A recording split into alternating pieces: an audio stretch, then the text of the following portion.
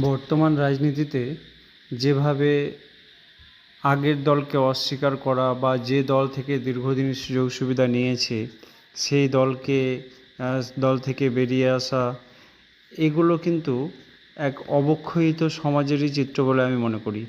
অবশ্য রাজনীতিতে কোনো কিছুই অসম্ভব বলে কিছু নেই, কিন্তু একটা জিনিস পরিষ্কার যে যারা এতদিন ধরে সমস্ত সুযোগ সুবিধা ভোগ করেছে তারা আজকে যদি অন্য কোনো দলে চলে যায়, আমার মতে তাদের নেওয়া উচিত নয়।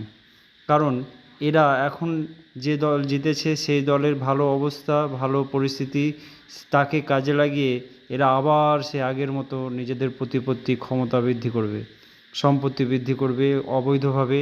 এবং যখন এই দলটিও আগের দলের মতোই হয়ে যাবে তখন তাকে ছোবড়ার মতো ফেলে দেবে। এই ধরনের মানুষদের যেন কোনো নতুন দল, যারা যে দলই হোক ক্ষমতায় থাকবে, তারা যেন না নেয়। কারণ মানুষ ভোট দিয়েছে কাদের বিরুদ্ধে? মানুষ ভোট দিয়েছে দুর্নীতি, অত্যাচার, অবিচার, অনাচার, সমস্ত কিছু, বেকারত্ব, সমস্ত কিছুর বিরুদ্ধে মানুষ কিন্তু ভোট দিয়েছে। আর এই কারা ছিল? এই সমস্ত মানুষ যারা আজকে ক্ষমতা হারানোর জন্য হাহুতাশ করছে, তাদের বিরুদ্ধে মানুষ ভোট দিয়েছে।